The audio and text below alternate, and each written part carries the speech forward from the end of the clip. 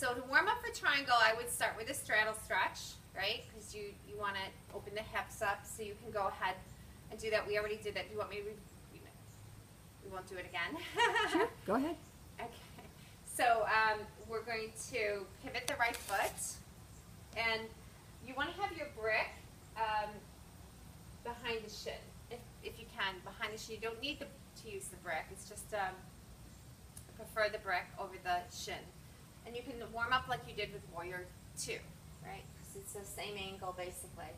Now what I find unique about Trikonasana is instead of side bending, which for me, sometimes if I'm open it works, but for a lot of people you hit the femur bones. So if you rotate the left body a little bit, especially the left shoulder, just a tiny bit, and then instead of taking the arms out, which I'm not a fan of, and you want to make sure that this muscle is engaged, right?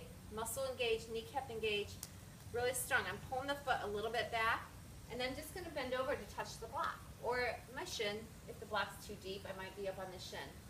If I'm on the shin, don't push down, push away, right? Like your shin is pushing the hand up. And then once I'm here, then I'm going to start rotating my left femur a little bit, and my left hip just a tiny bit, like a fraction, just a small amount. And then the right rib comes under, the left rib is stacked, the left shoulder over the right shoulder, and extension. Now one way you can make sure the shoulder is aligned is just this gentle push, pull back, and then extend like you're just opening up. And then lengthen to the neck. Try not to let the head be way forward. You want the ears, again, over the shoulders. If your neck hurts, look down. I don't look up. I never do. It bothers my neck. So it's a lot of burden on the neck. So pushing the big toe, rolling the right kneecap toward the right, while the big toe stays grounded. Moving the left femur back. And to come out, just think of a nice exhale. Back leg pulling you up. Oh. So this back leg pulled me up, right? And then I'll pivot and do exactly the same thing on the left side. So remember that you're not the same on both sides. So if you have something going on with your hip, you might need to modify it. So you may not get the knees straight, right? It might be bent.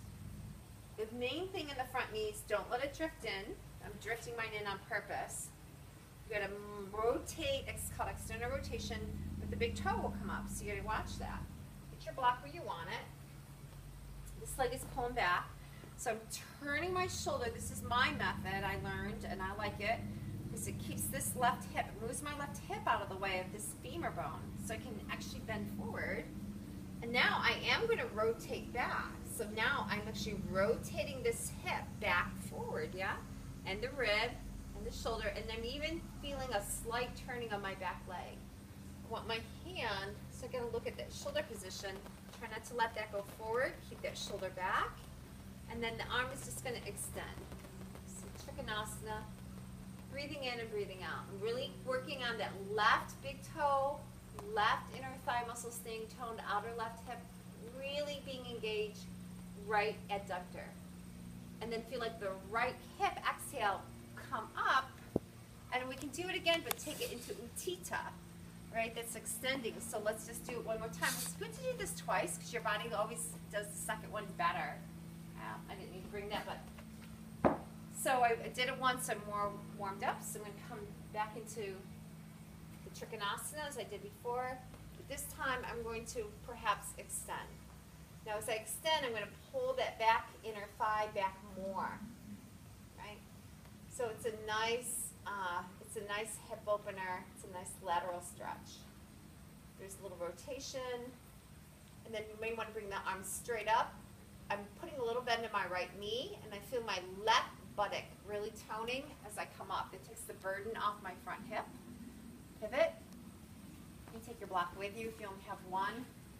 So you already warmed up a little bit, right? So we're going to just go back into it. You're going to watch this knee, big toe, all the fundamentals. It's always good to review them.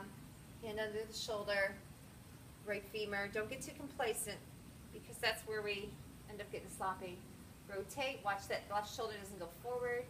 And if it feels okay on my back, I'm going to extend. Now as I extend, I want to work that right inner thigh back. That's what's creating this stretch, the lengthening. It feels wonderful.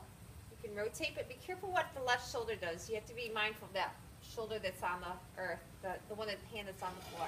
To come up, we turn the hand, feel the right buttock, bend the left knee a little bit, and come up. And you can pause. Stop. Is that color better? Yeah, but